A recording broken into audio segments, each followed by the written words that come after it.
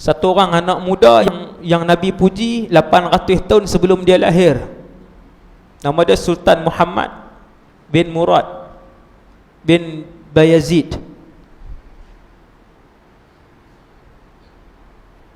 Tak pernah tinggal solat rawatib, tak pernah tinggal semayang fardu, tak pernah tinggal qiyamul lail sejak baligh, dan tak pernah tinggal semayang berjemaah sejak baligh.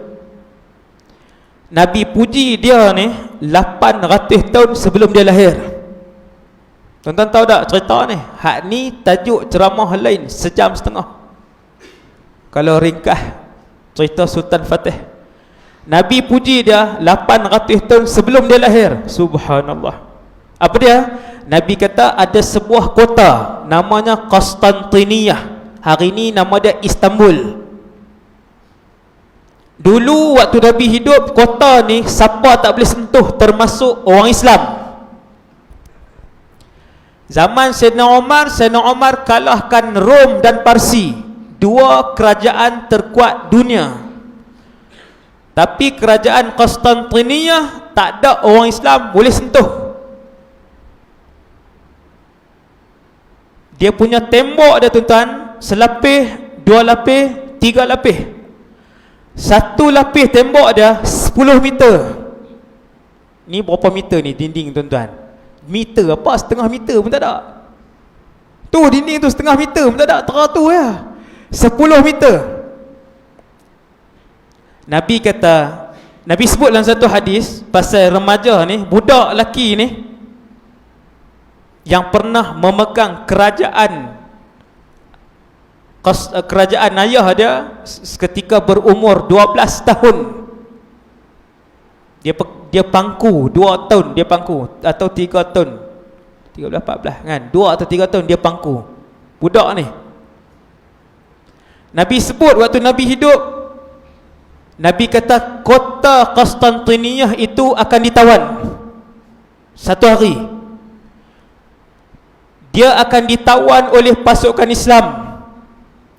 Ketika kota itu ditawan, yang menawan itu adalah sebaik-baik tentera dan panglimanya, sebaik-baik pemimpin dan panglima. So, tuan-tuan, Nabi puji pasukan tentera terbaik dan juga pemimpin ataupun komando, panglima perang terbaik.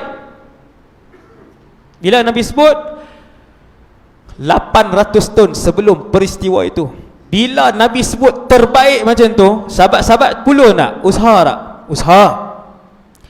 Lepas Nabi wafat, sahabat pi, kemudian lepas sahabat-sahabat wafat, tabi'in pakat pi pula. Waktu kerajaan Umayyah ada 5 percubaan tentera Islam. Hebat tuan-tuan, tentera Islam bukan calang-calang, tentera Islam waktu tu terkuat. Tetapi kesemua ekspedisi ke Konstantiniyah gagal selama 800 tahun. Termasuk seorang sahabat yang cuba itu, sahabat besar, semua tuan-tuan kenal. Nama Abu Ayyub Al-Ansari. Dia pompi, umur 80 lebih dah waktu tu, tak dan sampai meninggal Abu Ayyub. Walaupun meninggal dalam perjalanan, dia kata, dia bagi tahu, dia wasiatkan, simpan jenazah aku, kebumikan dekat dengan pintu kota untuk masuk ke Konstantiniyah, supaya aku mendengar satu hari nanti pasukan terhebat dan panglima terhebat yang pernah dipuji oleh Rasulullah. 800 tahun. Sampai orang tak tahu dah kubur tu di mana. Sampailah zaman Sultan Muhammad Fatih, sebut nama Muhammad Fatih semua orang kenal lah, Sultan Muhammad bin Murad bin Bayazid.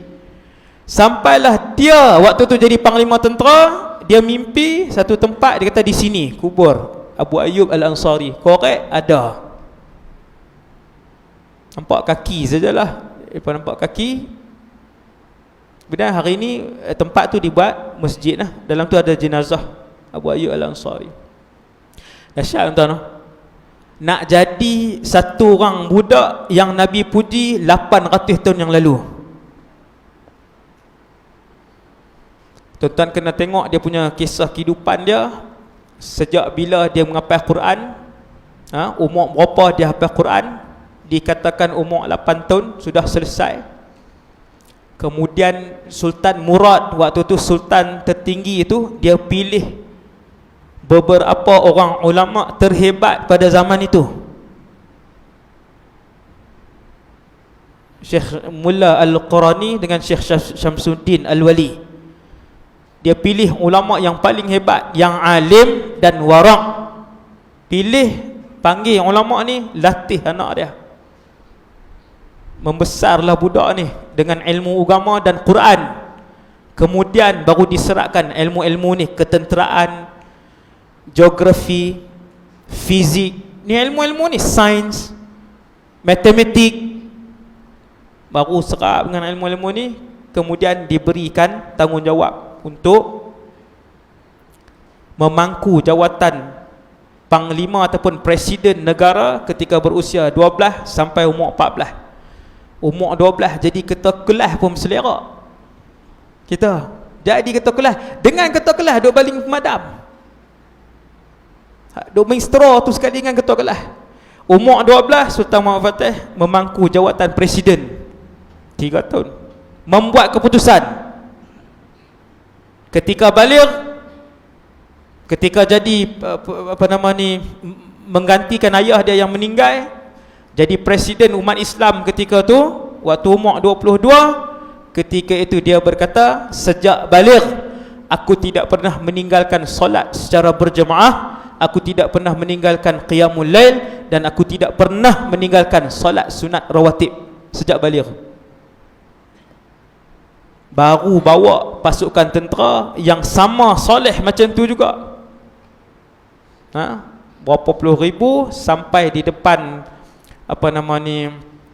di depan tu lah kawasan nak masuk tu, Golden Horn kah kan, kawasan tu, selat tu, selat Bosphorus, Tanjung Emas kan. Selat saya pi dah, saya naik kapal kan, di Turki 11 hari saya pi duduk di sana, naik selat tu kan. Lepas ambil bot punyalah besar, kami berapa puluh orang 20 orang ikut kan. Jenuh berlari atas bot tu, tak berlari lah.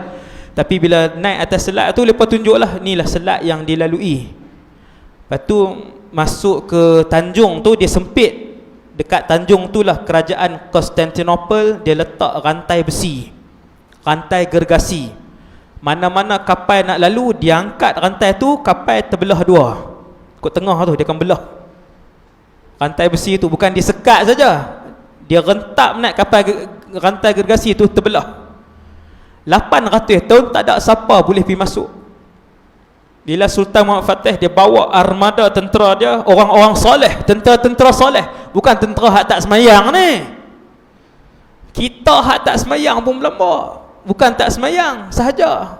Bila pi berlabuh tang mana-mana tu dia duk pi langgan perempuan, duk main judi pula.